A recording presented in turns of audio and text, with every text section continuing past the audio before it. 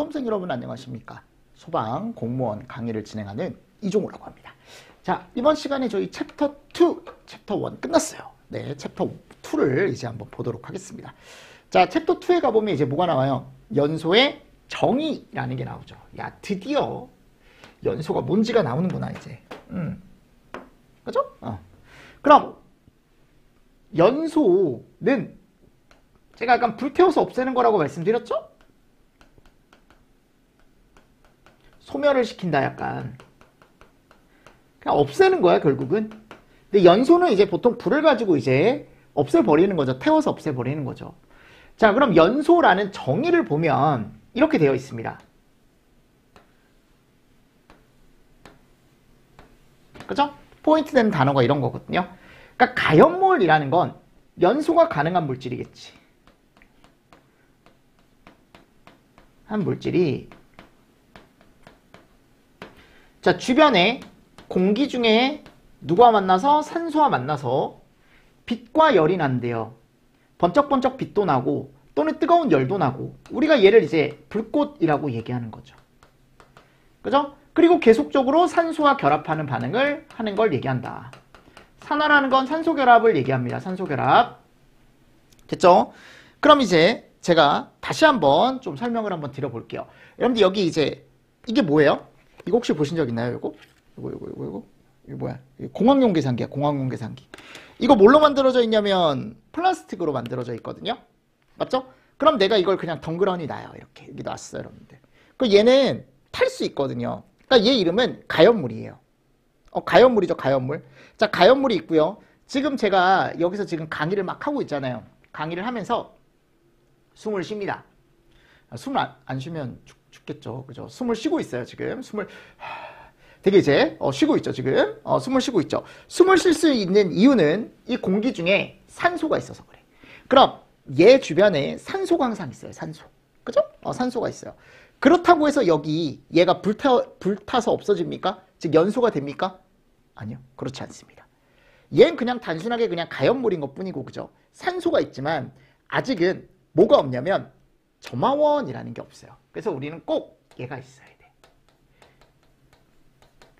이게 약간 불을 붙일 수 있는 원인이거든요. 이게 없으면 불이 나지 않아요.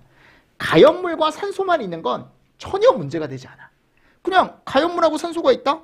그러니까 가연물과 산소만 있는데 만일 불이 난다? 그러면 어디서나 불이 날 수 있는 거죠. 막 불파티야, 막. 여기저기서 막 불이 나요. 막. 여기서도 불 나고 저기서도 불 나고. 가연물이 얼마나 많은데 우리 주변에. 산소는 계속 있다 그랬잖아요.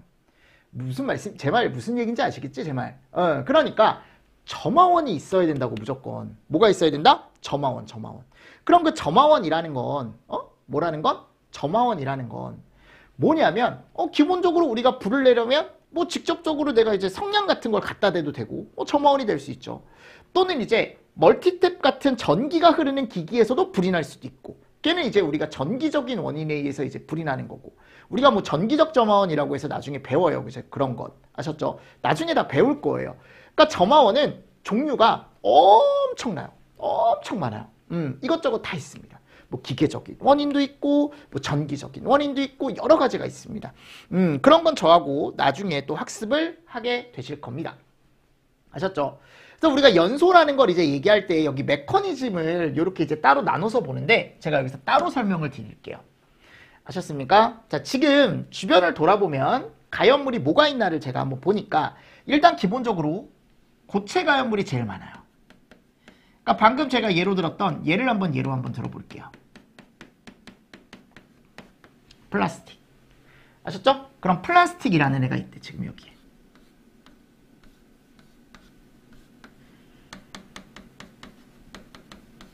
이게 플라스틱이죠, 플라스틱. 자, 플라스틱은 우리 고체예요, 고체. 근데 내가 여기다가 이제 점화원을 갖다 대는 거죠. 여러분들 혹시 플라스틱 태워보셨어요? 제가 한번 여기서 이제 보여드리고 싶지만 보여드리면 위험하니까 이게 뭐냐면 내가 예를 들어 플라스틱을 태우잖아요. 진짜 한번 나중에는 한번 태워봐야겠어요. 여러분들 한번 보시라고. 태우잖아요. 그럼 이 고체가 뭐가 되냐면 액체가 돼요. 그러니까 이게 막 부글부글 끓어요, 여기가. 여러분 요즘은 유튜브에 치면 다 나와요. 플라스틱 연소 치면 다 나와요. 부글부글 끓어요. 근데 부글부글 끓과 동시에 거기서 이제 뭐가 나오냐면 막 기체가 나와. 이게 뭐냐? 플라스틱 고체가 열에 닿았을 때 얘가 이제 분해가 되는 거거든요. 분해가 돼서 뭐가 되냐면 액체가 돼요. 근데 열이 계속 가해지면 이 액체는 또 분해가 돼서 가장 자유로운 기체로 변해요. 그래서 우리가 걔를 열분해가 된다라고 얘기합니다. 즉 고체는 액체로 변하고 기체로 변해요. 아셨죠? 그럼 보세요. 고체 자체가 타는 건 아니야. 우리는 뭐라고 얘기하냐면 고체가 타는 게 아니에요, 여러분들. 액체가 타는 게 아니에요. 얘네들은 그냥 분해 과정 중에 하나가 있는 거야. 분해 과정 중에 고체와 액체가 되는 과정이 하나가 있는 거고 마지막에 어디로 됐을 때, 뭐가 됐을 때, 기체가 됐을 때, 뭐가 됐을 때, 기체가 됐을 때 얘가 결국 이렇게 나올 거 아니에요. 기체가, 플라스틱 기체가 나올 거 아니야. 냄새 되게 안 좋거든 이거. 플라스틱이기 때문에 플라스틱 기체. 플라스틱 기체가 나왔을 때 이제 얘가 기체 상태인 누구와 만나기 시작하냐면 주변에 산소와 만나는 거야. 고체와 액체는 주변에 산소와 만나기가 쉽지가 않습니다. 그럼 최종적으로 내가 뭘로 변했을 때? 기체로 변했을 때 산소와 만나는 거야. 그래서 우리가 얘를 이름을 뭐라고 하냐면 가연성 탈 수 있는 혼합기체다. 이 말을 꼭 알고 계셔야 돼. 아셨죠? 그럼 가연성 혼합기체가 됐어요. 가연성 혼합기체가 됐을 때 주변에 지금 뭐가 있어요? 불이 있죠? 그럼 얘가 불이 붙는 거야 이제. 가연성 혼합기에 불이 붙는 거예요. 됐죠? 무슨 말씀인지 아시겠습니까? 그러면서 산소와 만났죠? 그러면서 여기에 이제 점화원에 불이 붙으면 겸화원에 의해 불이 붙으면 빛과 열이 나게 되죠. 얘를 우리가 연소라고 얘기하는 거야. 고체 가연물의 연소 형태. 근데 나중에 갔을 때 이 기체가 안 나오는 것도 있어요. 열분해가 없는 것도 있다고. 근데 그건 특이한 거고 일반적으로 모든 고체는 이런 열분해 과정을 거쳐요. 고체가 액체가 되고 액체가 기체가 되고. 다시 한번 우리는 최종 상태, 우리가 연소하는 최종 상태는 항상 이 기체에서 연소를 하는 거야. 기체에서. 대부분이. 아셨죠? 그러니까 열분해 과정이라는 걸 거쳐서 기체로 갔을 때 연소가 가능하다라는 걸 다시 한번 머릿속에 가지고 가셔야 돼. 됐죠? 자, 근데 내가 만일 이번에는 액체래요. 액체.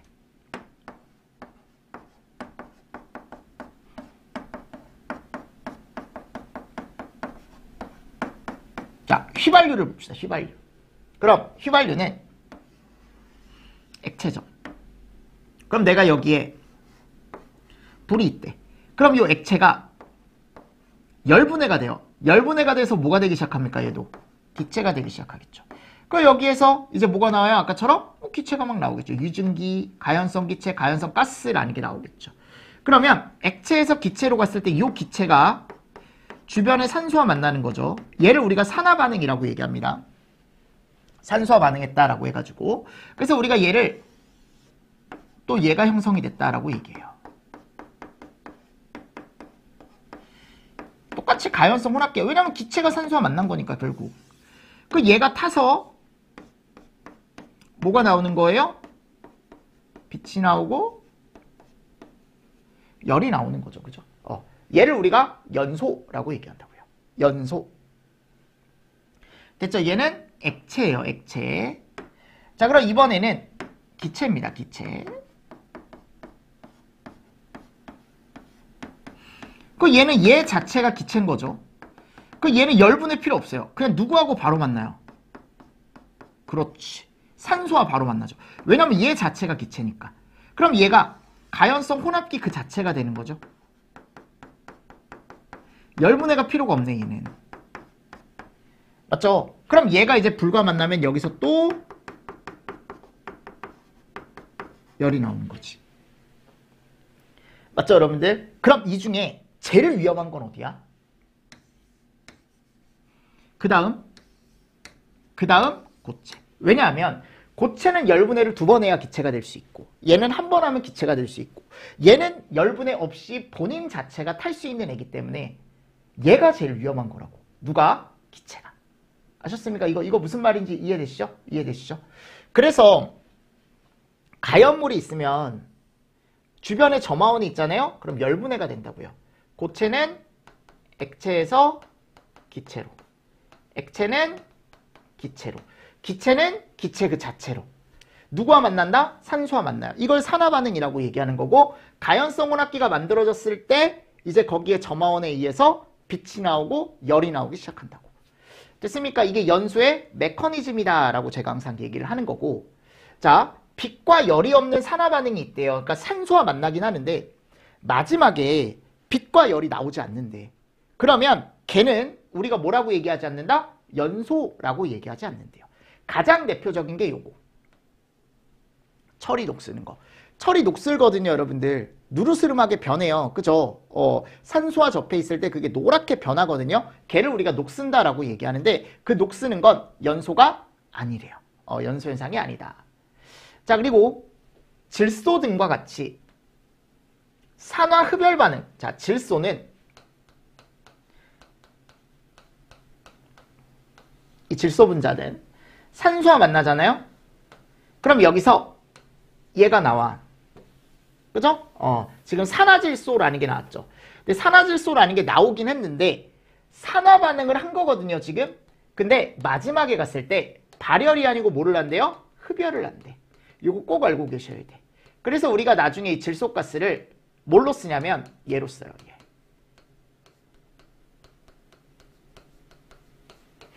뭘로 써요? 소화약제로 써요. 아셨죠? 요거 잘 알고 계십시오. 소화약제. 됐습니까? 그래서 이 흡열 반응을 한다라는 걸 알고 있으면 뒤에 있는 또 문제를 풀 수가 있어, 우리가.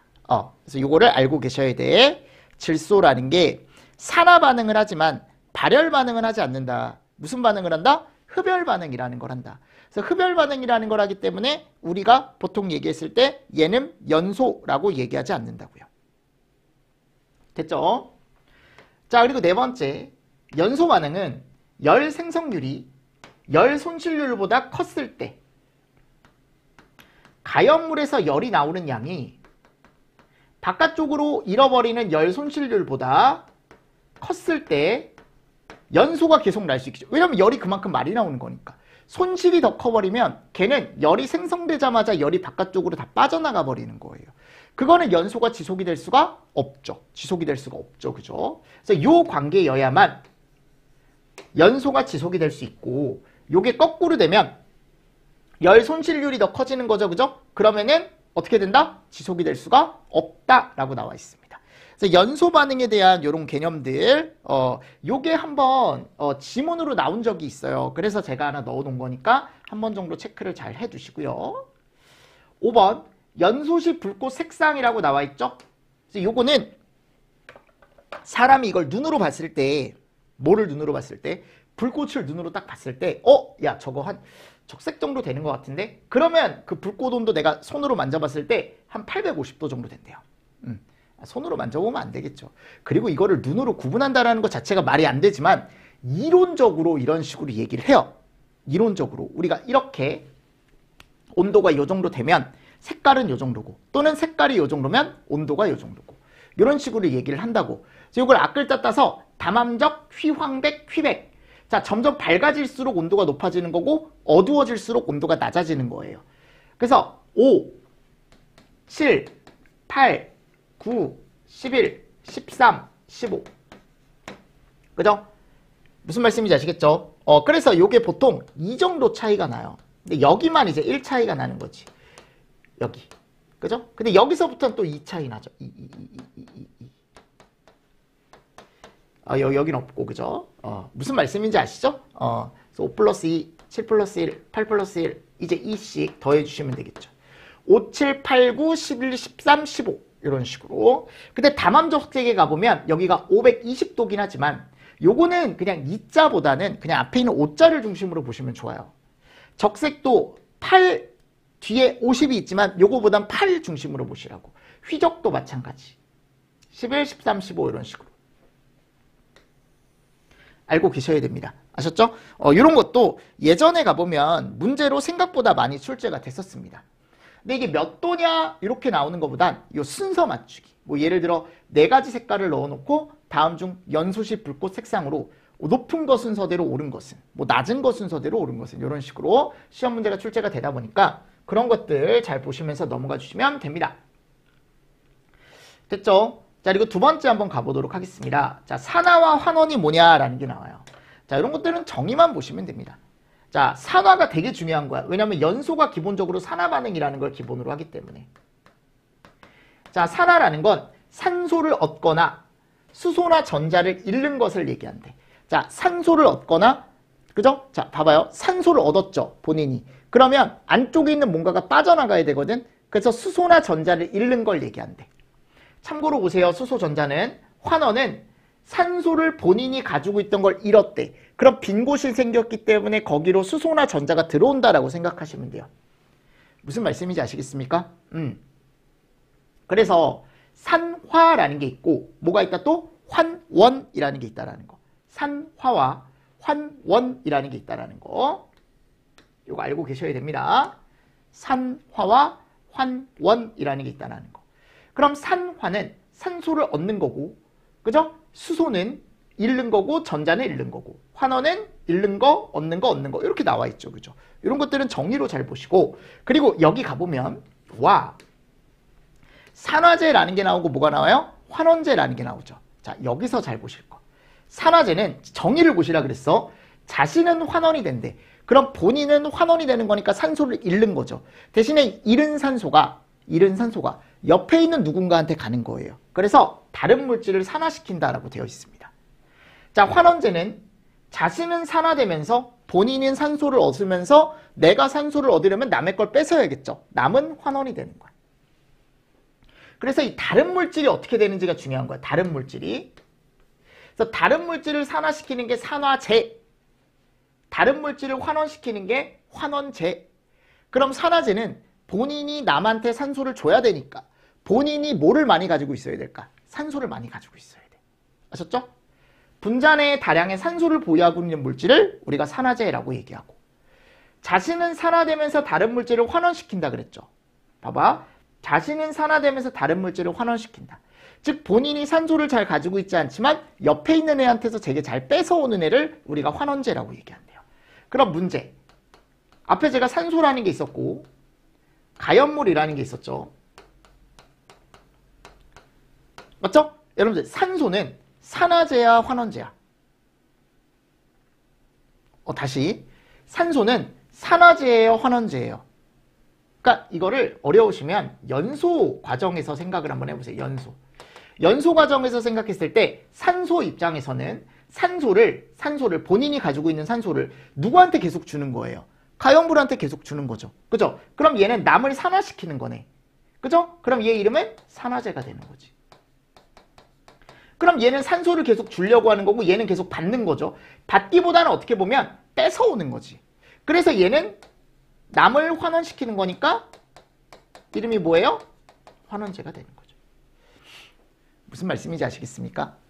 그래서 산화제의 정의와 환원제의 정의를 여러분들이 명확하게 구분을 해두셔야 됩니다. 됐죠? 자, 그리고 나서 아래 가보면 마그네슘의 산화와 환원 반응이라는 걸 제가 넣어놨는데, 마그네슘이 지금 이산화탄소와 만나서 산화 마그네슘과 탄소가 됐거든요. 그럼 제가 이거를 외우라는 게 아니고 보시면 마그네슘과 이산화탄소가 만났어요. 그죠? 그럼 마그네슘과 이산화탄소가 만났을 때 여기 보시면 없던 산소가 생겼잖아요. 반응을 하고 나서 없던 산소가 생겼잖아. 그럼 얘는 뭐가 된 거야? 산화가 된 거지. 얘는 뭐가 된 거예요? 있던 산소가 없어졌죠. 환원이 된 거죠. 그죠? 그럼 얘 입장에서는 원래 없던 산소가 생겼잖아. 그럼 남한테서 뺏어온 거죠? 남한테서 뺏어온 거죠? 그럼 얘는 이름이 환원제가 되는 거고, 얘는 남을 산화시킨 거니까, 남한테 준 거니까 산화제가 되는 거죠. 맞죠, 여러분들? 그리고 항상 이 산화와 환원은 동시에 일어납니다. 주는 애가 있으면 뭐가 있어야 돼? 받는 애도 있어야 돼. 주기만 하는 건 없어요. 주기만 하는 건 없고 주는 애가 있으면 받는 애가 있다고.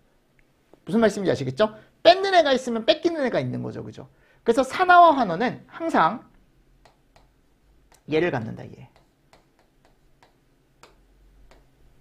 뭐? 동시성을 갖는다. 동시성. 항상 동시에 일어난다라는 거. 이런 것도 하나 잘 보시면 좋습니다. 자, 다음 활성화 에너지. 너무 중요하죠. 자, 같은 말로 점화 에너지래요. 자, 활성화 에너지는 화학 반응에 필요한 에너지래. 그러니까 우리가 대표적인 화학 반응에는 얘가 있죠. 그럼 내가 예를 들어 어떤 가연물이 있는데 A, B라는 가연물이 있대요. 하셨죠? 자, 얘는 활성화 에너지가 10이 필요하고 얘는 활성화 에너지가 5가 필요하대요. 즉 얘가 화학 반응이 되려면, 연소 반응이 되려면 10의 에너지가 최소한 있어야 되고 얘가 화학 반응이 되려면 최소한 5의 에너지가 필요하대. 아셨죠? 그러면 얘가 활성화 에너지가 더 어떤 거예요? 작은 거죠. 그잖아. 활성화 에너지가 더 작은 거잖아. 그럼 얘는 조그만 에너지인 5에도 반응을 할 수 있는 애니까 얘가 훨씬 빨리 탈 수도 있는 거죠. 맞잖아요. 여러분들 훨씬 빨리 탈 수 있는 애잖아. 즉 이게 작은 애가, 활성화 에너지가 작은 애가 훨씬 더 반응하기가 쉽다라는 겁니다. 그래서 활성화 에너지가 작은 애가 더 가연물이 되기 쉬운 거예요. 연소가 더 빠르게 되는 거라고요. 그거를 머릿속에 꼭 알고 계셔야 돼. 아셨죠? 그래서 요거 얘가 더 빠르게 되더라. 즉 활성화 에너지가 작은 반응은 빠르고 활성화 에너지가 큰 반응은 느리다. 이해되십니까?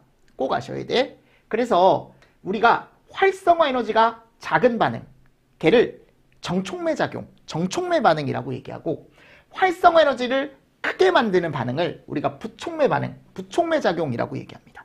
즉 반응 속도를 빠르게 하는 반응을 정촉매, 반응 속도를 느리게 하는 반응을 부촉매라고 얘기해요. 아셨죠? 요거 같이 알고 계셔야 된다. 알고 계셔야 된다. 왜냐하면 이런 것들이 보기로 시험 문제가 또 잘 나와요. 아셨죠? 그래서 요거 잘 정리를 해 주셔라. 그래서 우리가 보통 요 그래프를 봤을 때 어떤 가연물이 있으면 이 가연물을 반응을 시킬 때 이게 반응 전과 반응 후거든요. 반응물과 생성물, 반응물과 생성물. 제가 아까 그랬죠. 어차피 에너지는 낮아진다고, 발열 반응에서. 에너지가 낮아진 거죠. 근데 얘를 반응을 시키기 위해 필요한 활성 에너지가 얘는 이만큼, 얘는 요만큼. 그러니까 돌을 굴린다라고 생각하면은 반응을 시키려면 얘는 이만큼 끌고 올라가야 되는 거고 얘는 요만큼만 끌고 올라가서 굴릴 수 있는 거고. 그죠? 그러면 얘가 훨씬 힘들게 반응하는 거네. 얘는 좀 쉽게 반응하는 거고. 그래서 얘가 활성 에너지가 더 크고 얘가 활성 에너지가 더 작고. 그래프 한번 읽어보시면 돼. 아셨죠? 아, 이런 게 있구나라는 거 한번 보시고. 자, 다음 가연성 혼합기의 정의. 아까 뭐라 했어요? 가연성 가스와 산소가 만났을 때. 그래서 물적 조건인 에너지 조건인 에너지가 만족을 해야 된다. 자, 가연성 혼합기가 결국은 얘가 타야 되잖아요. 얘가 타기 위해선 제가 아까 가연성 혼합기는 요거라 그랬어. 가연성 가스 기체와 산소가 합쳐져 있는 상태. 그럼 물적 조건이 만족을 해야 되는데 이 물적 조건이 뭐냐? 얘예요. 얘가 충분해야 되고 그리고 여기에 에너지 조건이 있어야 되는데 그 에너지 조건은 활성화 에너지. 그러니까 최소한 얘를 활성화시킬 수 있는 에너지가 있어야겠죠. 그래서 이 에너지를 점화원이 준다고요. 이 점화원이 있어야만, 충분한 에너지가 있어야만 불이 붙을 수가 있다라는 거죠. 읽어보셔야 됩니다. 중요한 내용입니다. 아셨죠? 자, 그리고 그 다음에 가보면 자, 이게 나오는데 연공비와 공연비라는 게 나오는데 요거는 지금은 참고로만 보시면 돼요. 아셨죠? 대신에 정의 정도 보시면 되는데 자, 연공비가 뭐냐? 연공비. 연은 연료예요. 공은 공기예요. 연료는 가연물이죠. 얘는 산소예요. 그러니까 우리가 연료량과 공기량의 비를 그냥 식으로 나타내는 거예요. 그래서 연료와 공기의 질량비 또는 부피비다. 공연비의 역수다. 이따가 공연비라는 게 나오거든요. 그러면 연공비는 뭐냐? 위쪽에 연료가 들어가고 아래쪽에 공기가 들어가는 거야. 또는 이게 부피가 되는 거죠. 앞글자 따서 연공비라고 얘기하는 겁니다. 그래서 위쪽에 연료가 들어가고 아래쪽에 공기가 들어가는 거죠. 맞죠, 여러분들? 근데 이 연공비라는 걸 따질 때 연료와 공기를 따진다 그랬잖아요. 그죠? 그러니까 연료가 위에 올라가니까 연료량이 많으면 1보다 클 거고 공기량이 많으면 1보다 작을 거고 연공비는. 근데 이게 만일 1이 되면은 연료와 공기가 정말 완벽하게 섞여 있는 거고. 어서 연공비라는 걸 알고 계셔야 되고, 우리가 많이 사용하는 거 기출에 나왔던 건 요 당량비라는 거야. 근데 이게 여러분들 뭐 이거 계산하는 문제가 나온 게 아니고 그냥 당량비가 뭔지만 아시면 돼. 그러니까 결국 얘도 똑같아요. 일정량의 공기에 대해 양론비의 몇 배 연료가, 이 양론비라는 건 화학양론비라는 걸 나중에 배우거든요. 정말 끝내주게 연료와 공기가 섞여 있는 농도를 우리가 양론비라고 얘기하는데 몇 배 연료가 실제로 공급되는지 표시하는 양이래. 그래서 실제 연공비와 이론 연공비의 비다. 결국은 그냥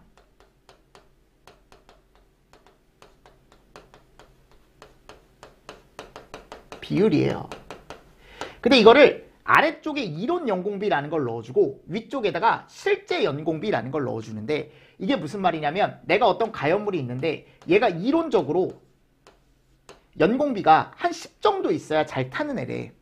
예를 들어 10 정도 돼야 잘 타는 애래. 근데 실제로 얘를 태울 때 필요한 비율이 또 따로 있겠죠. 연공비가. 뭐 예를 들어 뭐 15가 됐대. 15. 맞습니까? 그러니까 이런 거 같은 경우는 조금 원래는 뭐지만 10 정도 필요했지만 이론적으로는 연료와 공기비가 이 정도면 불이 잘 탄다라고 얘기를 했지만 실제로는 이렇게 됐다라는 거지. 15 정도 됐다라는 거죠.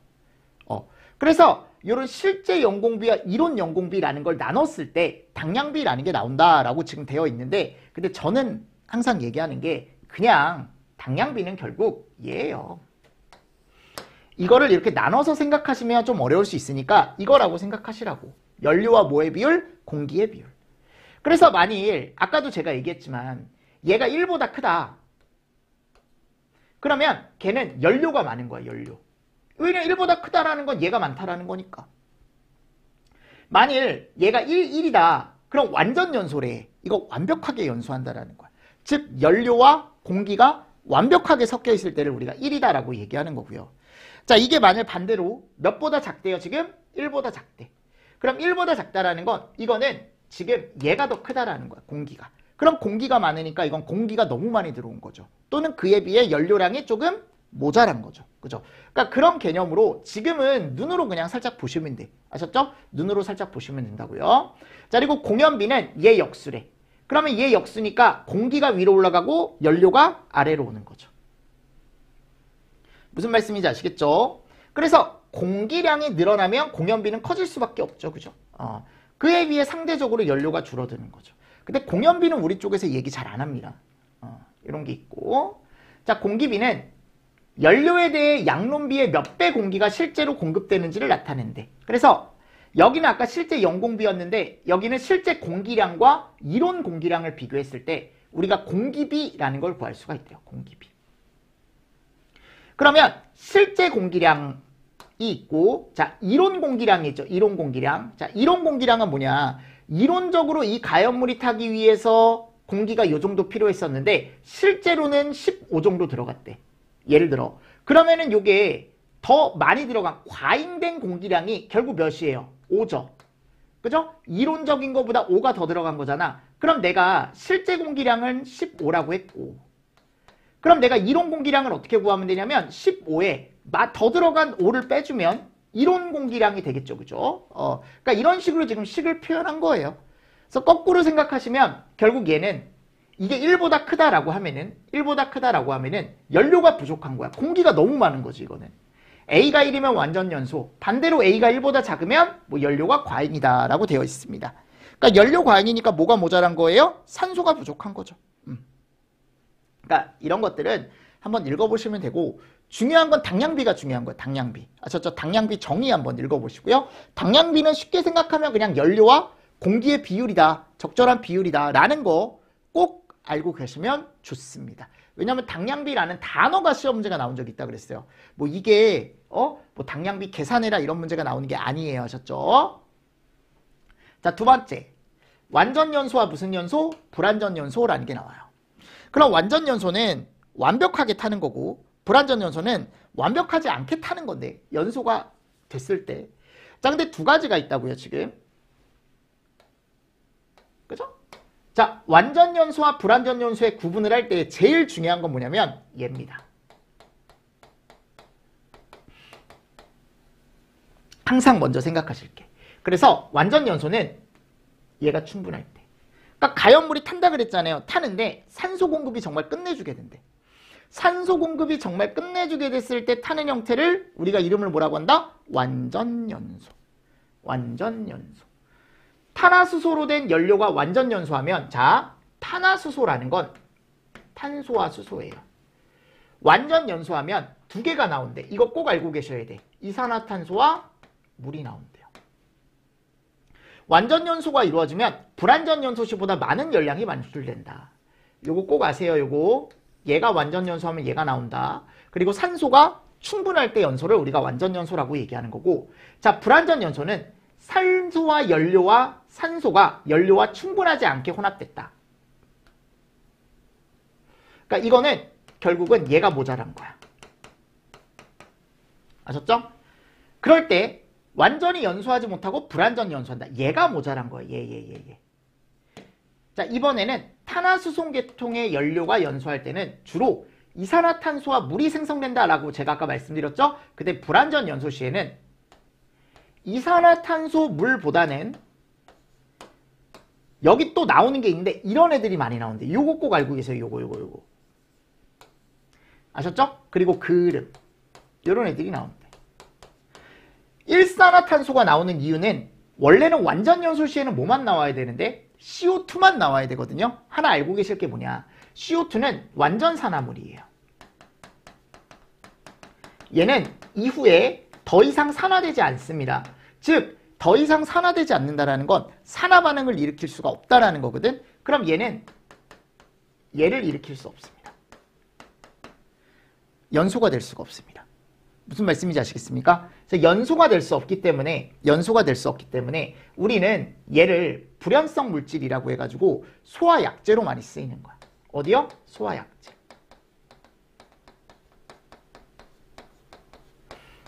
아셨습니까? 소화약제로 쓰는 거예요. 그래서 얘를 CO2를. 근데 일산화탄소는 산소가 하나 모자라죠. 그래서 얘는 추후에 산소가 하나 더 붙을 수 있어요. 그럼 추가적인 산화 반응이 일어날 수 있는 애라 얘는 가연물이에요. 그러니까 얘를 소화약제로 사용하면 될까 안 될까? 절대 안 되는 거지. 아셨죠? 이거 꼭 알고 계세요. 꼭. 일산화탄소나 그름 또는 흑연 이런 게 많이 나온다. 흑연도 하나 알고 계시면 좋습니다. 흑연. 불완전 연소 시 흑색연기. 됐죠? 그럼 불완전 연소의 원인이 뭐냐? 아니 결국 불완전 연소는 잘 안 타는 거거든요.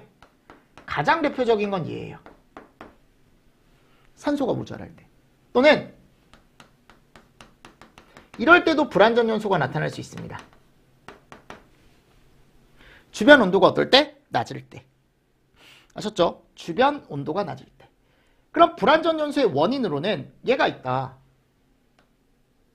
공기양이 부족하다. 공기양이 부족하다라는 건 결국 얘가 부족한 거거든. 공기가 부족하다라는 건 그 안에 있는 21% 산소양도 그만큼 부족하다라는 걸 의미하죠. 그리고 얘가 충분하지 못하대. 이게 뭐야 여러분들? 불이 있으면 여기 가스와 막 연기가 막 나오잖아요. 그럼 가스와 연기가 막 많이 나오면 이 안에 산소량이 어떻게 될까요? 팍팍 줄겠죠. 그럼 이게 가스와 연기가 가득 채우게 되면은 소방관들도 위험하고 사람도 위험하단 말이에요. 그럼 여기에 창문을 달아서 빨리 이걸 빼줘야 돼. 또는 여기다가 송풍기라는 걸 달아요. 팬이라는 걸 달아. 나중에 제연설비 쪽에서. 그러니까 이게 돌아가지고 빨리 급하게 빨리빨리 빼줘야지. 사람도 살 수 있고 안에 있는 소방대원들이 화재 진압도 빨리 할 수 있고. 그래서 배기가 잘 돼야 되는 거예요. 배기. 또는 배출.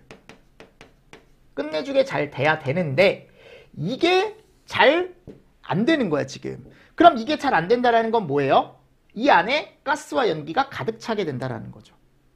그러니까 산소량이 계속 떨어질 수밖에 없겠죠. 그 얘기입니다. 됐죠? 그리고 환기가 충분하지 않대요. 그러니까 내가 여기가 환기가 충분해야 산소가 그만큼 많이 들어올 텐데 그렇지 않다라는 거지 지금. 맞습니까? 그리고 읽어보세요. 주변에 정말 극저온의 물체가 있대. 차가운 물체가 있는 거죠.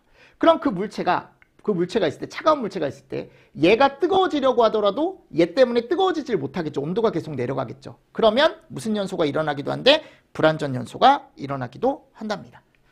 됐습니까? 자, 그리고 나서 이제 두 번째, 얘를 잘 보셔야 돼. 탄화수소 화합물의 완전 연소 반응식이라는 게 있습니다. 그리고 이거는 작년에 나왔어요. 시험 문제가 하셨죠. 이따가 문제로 뒤에 가보면 문제가 나와 있으니까. 두 번째가 보면 탄화수소 화합물의 완전 연소 반응식이라는 게 있습니다. 보이세요? 이게 진짜 중요한 건데, 우리가 탄화수소 화합물은 탄소 화합물의 일종으로 탄소와 수소로만 이루어진 유기화합물이다. 유기화합물이라는 건 탄소를 포함하고 있는 화합물이다 라고 알고 계시면 되는데, 소방학개론에서는 이것만 아시면 돼. 파라핀계 탄화수소 또는 지방족 포화 탄화수소라고 하는 것만 아셨죠? 그래서 얘는 탄소가 사슬 모양으로 연결된 것으로 다른 결합수는 수소와 결합한 포화 결합으로 되어 있는 탄화수소이다. 보통 이렇게 표현이 된대. 이렇게 보이세요? CN에 EN에 플러스 2. 그래서 N이 1일 때 1을 넣어보면 이런 애가 나와요. 얘가 가장 간단한 탄화수소예요. 파라핀계 탄화수소. 지방족 포화 탄화수소. 자, 이름이 메테인입니다. 메테인. 그러니까 예전에는 메탄이라고 많이 불렀거든. 근데 요즘 시험은 다 메테인으로 나오더라고요. 이제 메탄, 메테인 똑같은 얘기예요. 하셨죠? 자, 그럼 2도 한번 넣어봐요. 2. 그럼 여기에 이런 애가 나와요. 그죠? 그럼 얘가 이름이 에테인 또는 에탄 됐죠? 3을 넣어보면 프로페인 또는 프로판. 이름을 알고 계셔야 돼. 딱 4개만 볼 거야 우리. 부테인, 부탄. 그래서 메에프부라는 게 있어요. 메에프부, 메탄, 에탄, 프로판, 부탄, 메탄, 에탄, 프로판, 부탄, 메탄, 에탄, 프로판, 부탄, 메테인, 에테인, 프로페인, 부테인, 메테인, 에테인, 프로페인, 부테인. 얘는 좀 발음이 좀 어렵네. 메탄, 에탄, 프로판, 부탄은 빠르게 되는데 메테인, 에테인, 프로페인, 부테인. 뭐 이게 중요한 게 아니니까. 그래서 이걸 뭐를 알고 계시냐면 4개까지가 딱 기체예요. 그 이상 5개에서 15개 탄소가 하나 더 늘어나잖아요. 탄소는 약간 딱딱한 느낌을 좀 가지시면 되거든. 이게 5개가 되면은 액체가 된대. 액체. 근데 이게 5개에서 15개인데 16개가 넘어가잖아요. 그럼 그건 더 딱딱한 고체 쪽으로 가요. 아셨죠? 그래서 얘를 우리가 이제 파라핀 성분이다 라고 얘기하는데, 자, 중요한 건 이거죠. 올해도 얘가 시험 문제가 나왔고, 응? 올해도 시험 문제가 나왔어요. 얘가 올해도 시험 문제가 나왔고 원래 잘 나오는 애야. 쌤 근데 여기 안 붙어 있는데요. 안 붙어 있는 건 뭐냐면 얘와 아보가드로가 같이 약간 이제 섞여서 나왔어요. 아셨죠? 그러면 여기 완전 연소 반응식이라는 게 있죠. 그럼 이게 화학 반응식이거든요.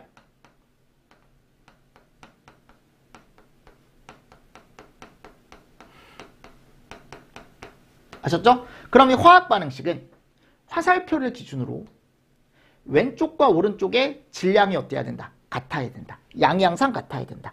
질량 보존의 법칙을 만족을 해야 된다라고 제가 아까도 말씀을 드렸죠. 그럼 이 질량 보존을 우리가 해보면 되는데, 자, 중요한 게 뭐냐면 이름이 완전 연소잖아요. 그리고 얘는 탄화수소죠. 탄화수소. 그럼 탄화수소에서 제가 완전 연소 시에 나올 수 있는 대표적인 거 2개가 뭐라 그랬어? CO2와 H2. 맞습니까? 그래서 오른쪽에 무조건 CO2와 H2가 있어야 돼. 완전 연소 반응식은. 그리고 우리가 중요한 건 요 산소 있죠. 산소 앞에 있는 요 숫자예요. 우리가 얘를 뭐라고 하냐 그래서 산소 몰수 또는 산소 분자수 또는 부피라고 얘기하기도 해요. 부피라고 얘기하기도 하지만 일반적으로 산소 몰수라고 얘기합니다. 그래서 지금 산소 분자 2몰이 있을 때 메테인은 완전 연소가 가능한 거다라는 지금 반응식 하나가 나왔는데, 우리가 여기가 2라는 걸 이끌어낼 수 있거든요. 그러니까 우리가 이거를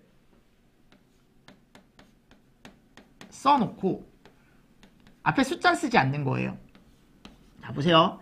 제가 메테인이라는 게 산소와 만났을 때 CO2와 뭐가 나와야 된다 그랬어요? 그렇지. 얘가 나와야 된다 그랬죠. 맞습니까? 자, 이거를 그냥 써요. 앞에 있는 몰수나 분자수는 쓰지 말고 그냥 이렇게만 써요. 산소와 얘가 산소 분자와 만났을 때 두 개가 나와야 완전 연소가 되는 거라고. 그럼 얘가 얼마나 있어야 완전 연소가 완벽하게 우리가 될 수 있는지 약간 반응식을 만들어 보는 거거든요. 그러니까 지금 이게 미완결되어 있는 화학 반응식이기 때문에 내가 얘를 완결 반응식으로 지금 바꿔보는데, 먼저 반응 전과 반응 후가 같다라고 했으니까요. 반응 전에 탄소, 수소, 산소 개수를 써보는 거야. 반응 전엔 하나, 수소 4개, 산소 2개. 맞죠. 반응 전에 지금 있는 게 탄소 하나, 수소 4개, 산소 2개. 됐죠? 그럼 오른쪽에도 탄소가 하나 나와야 돼. 수소는 4개가 나와야 되고 산소는 2개가 나와야 되는데, 오른쪽에 탄소가 하나 있어요. 수소는 2개 있죠. 그죠? 근데 봐봐요, 여러분들. 4개가 들어갔는데 2개가 나왔죠. 그럼 여기 모자란 거야. 무조건 곱하기예요. 더하기 해주는 거 아니에요. 곱하기. 그럼 이 곱하기를 요 앞에, 분자 앞에다가 써주는 거예요. 이렇게. 됐습니까? 네. 그래서 요게 추가가 되는 거죠. 오른쪽 칸에. 왜냐면 그래야 4개가 될 수 있으니까. 근데 이렇게 곱하기 하면요. H2O 덩어리에 곱하기 2가 되는 거니까 5도 2배가 되는 거예요, 결국. 그럼 오른쪽에 산소가 몇 개 있어요? 2개 더하기 2개니까 4개네. 왜냐면 여기 2개, 여기 2개. 그럼 여기 2개밖에 없잖아요. 그럼 여기다가 곱하기 2를 내줘야 4개가 되겠죠. 그럼 여기다가 2를 써주는 거죠. 그래서 이렇게 반응식, 완전연소 반응식이라는 게 만들어지는 거라고요. 무슨 말씀인지 아시겠습니까? 자, 에테인 해보세요. 해보세요. 프로페인 해보세요. 일시정지 하시고. 하실 수 있거든. 저는 부테인 해볼게요. 같이. 부테인도 같이 한번 해봅시다. 제가 2개만 딱 해볼게요. 2개만. 부테인. 자, 부테인도 똑같아요. 얘를 적고 이렇게 땡땡땡땡 반응 전, 반응 후 개수 세주는 거죠. 탄소 4개, 수소 10개, 산소 2개. 여러분들은 천천히 한번 해보세요. 저는 그냥 쓸 테니까. 여기 탄소가 하나죠. 근데 여기 4개가 더 있어야 되죠. 그죠? 무슨 말씀인지 아시겠죠? 자, 수소 10개 있어요. 여기 오른쪽에도 10개 있어야죠. 5. 전체에 하는 거라 그래서 전체에. 왜냐면 그래야 2개인데 2, 5, 10 되는 거죠. 자, 그럼 산소는 오른쪽에 8개 플러스 5개, 13개가 있어야 되네. 여기도 13개가 있어야죠. 그럼 여기다가 몇 곱해야 돼? 그죠? 여기. 됐습니까? 네, 이렇게 완전연소 반응식이라는 걸 우리가 꾸려주는 겁니다. 이거를 꼭 할 줄 알아야 돼요. 아셨죠? 자, 팁을 드리면 메테인, 에테인, 프로페인, 부테인에서 어차피 얘는 알고 계셔야 되고, 근데 이거 보시면 탄소는 하나씩 늘어요. 매F 부순으로. 수소는 2개씩 늘어요. 매F 부순으로. 그리고 산소는 앞에 있는 요 숫자 몰수가 처음에 2부터 시작하죠? 2부터 시작하는데 아래로 내려올수록 1.5개씩 늘어요. 1.5몰씩 느는 거죠. 됐죠? 자, CO2는 1부터 시작해서 플러스 1. 2, 3, 4. 2 플러스 1, 3, 4, 5. 무슨 말씀인지 아시겠습니까? 요게 다 1몰씩 는다고, 이렇게. 이거를 알고 계셔야 돼, 꼭. 그래야 문제를 풀 때 문제가 풀려요, 나중에. 됐습니까? 그리고 언제 시험장 가서 이거 해보고 싶습니까? 어차피 이거 외워야 되거든, 나중에. 특히 산소 분자. 요 개수 꼭 외우셔야 된다. 자, 참고에 가보면 이것도 하나의 방법이긴 해요. 메탄이면 M이 1이고 N이 4죠. 그럼 여기다가 1, 4, 1, 4 넣어주면 우리가 아까 질량보존의 법칙이 아니어도 이렇게 식으로 또 구할 수 있죠. 그러니까 이거 약간 규칙성이 있는 거야. 그럴 거면 요 식을 외워두셔도 돼. 그래서 요 식을 외워두셔도 되는데 여러분들이 그건 편하게 하세요 하셨죠. 그러니까 이런 방법도 있다라는 거. 그리고 또 하나 미정계수 방법이라는 게 있어. 미정계수. 자, 이것도 참고로 보는 거예요. 내가 예를 들어 메탄이 있어요. 메탄. 메테인이죠, 메테인. 자, 여기다가 산소를 붙여요. 산소와 만나게 하는 거죠. 그랬을 때 오른쪽에 뭐가 나온대요? CO2와 H2O가 나온대. 그치? 여러분들, 이게 완전 연소 반응식이었죠? 근데 메탄 앞에다가 알파벳 A를 붙여주고, 산소 앞에다가 B를 넣어주고, 그러니까 정해지지 않은, 숫자가 정해지지 않은 개수를 이용하는 거야. 우리가 그냥 미지수를 이용한다라고 얘기하거든요. X와 Y를 넣어줘요.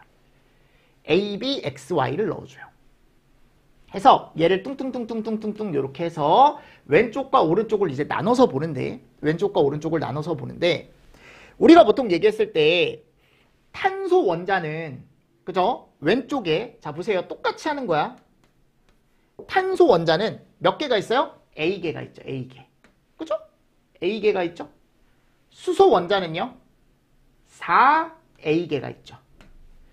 무슨 말씀인지 아시겠습니까? 미지수니까 그냥 미지수를 그냥 앞에다 곱해주는 거야, 숫자처럼. 산소는 2B개가 있네. 2B. 맞죠, 여러분들? 자, 그러면 얘가 반응 전. 아이고. 그리고 여기다가 반응 후. 반응 후는 오른쪽에 가보면 탄소가 X개가 있네. 그치? 수소는 여기 뒤에 있네요. 뒤에. 수소가 그러면 2Y개가 있네. 2Y. 산소는 EX. 그죠? EX 플러스 Y. 맞습니까? 아, 무슨 얘기인지 아시겠죠? 요런 게 이제 있는 거죠. 그러면 얘네가 다 같아야 된다고. 이게. 근데 어차피 A와 X는 같잖아요, 지금. 그러면 A를 그냥 1로 보는 거야. 그럼 X도 몇이에요? 1이죠. A를 2로 봐도 돼요. 근데 보통 1로 보는 게 맞는 게, 왜냐면 얘를 보통 1몰 기준으로 우리가 구하기 때문에. 그럼 A가 1이면 X도 1이에요. 그럼 얘가 1이라며. 그죠? 그럼 Y는 몇이야? 2Y는 4니까 2죠, 2. 맞죠, 여러분들? 그럼 Y가 2라는 게 또 나왔어요. 그럼 여기다가 X가 1이고 Y가 2라며. 그치? 그럼 여기가 4네. 왜냐면 2 플러스 2니까. 그럼 2B는 4. B는 얼마예요, 그럼? 2네. 이거를 아까 여기다가 채워주는 거야. B가 2라고? Y가 2라고? 여기는 1씩이라고? 이러면 메탄의 완전 연소 반응식이 나오는 거죠. 이걸 미정계수법이라고 얘기한다고요. 아셨죠? 근데 미정계수법은 소방학개론에서 사용하기는 시간이 좀 오래 걸리지 않나라고 저는 생각을 합니다. 개인적으로. 이런 방법도 있다고요. 이런 방법도. 그리고 밑에 가보면 대표적인 완전 연소 반응식이라는 게 있습니다. 자, 이거를 여러분들이 암기를 해야 돼요. 여러분들. 이 정도는. 특히 여기 1번부터 6번까지는. 이 화학 반응식은 암기를 해주시는 게 좋습니다. 이 정도는. 탄소가 산소와 만났을 때 CO2가 되는, 그죠? 이산화탄소 반응식이죠. 수소가 산소와 만났을 때 물이 나오는. 질량비는 어차피 요거 원자량 더해서 여러분들 제가 써놓은 거예요. 요거는 이미 기출이 됐죠. 황과 산소 분자가 만났을 때 이산화황. 요거 암기하세요. 처음에 아셨죠? 요거 3개. 그리고 최근에 얘가 나왔어. 메틸알코올. 우리가 메탄올이라고 하는. 그럼 에틸알코올도 나올 수 있고 프로필알코올도 나올 수 있거든요. 요 3개가 우리가 보통 알코올류라고 하는 애예요. 그럼 지금 여기 맨 위에 메틸알코올이라는 게 있어요. 얘 분자식은 알고 계셔야 돼. 아셨죠? 자, 얘도 산소와 만났을 때 완전 연소라는 걸 하면 얘가 나오거든요. 왜냐하면 탄소와 뭐로 돼 있으니까? 수소로 되어 있으니까. 됐습니까? 자, 그럼 그럴 때 필요한 요 산소 몰수도 여러분들이 알면 좋겠죠. 근데 여기가 1.5라고 1.5. 1.5라고 되어 있죠. 그럼 저게 왜 1.5가 나왔는지 해보는 거예요. 이것도. 해보는 거예요. 어떻게? 질량 보존의 법칙에 의해서. 그죠? 그럼 잘 보세요. C는 몇 개 있어요, 지금? 하나 있죠? 맞죠? 수소는 4개 있죠? 아, 맞잖아. 지금 수소 4개 있잖아. 그리고 산소를 적을 때 잘 적어주셔야 되는 게 따로 적어주셔야 돼요. 이렇게.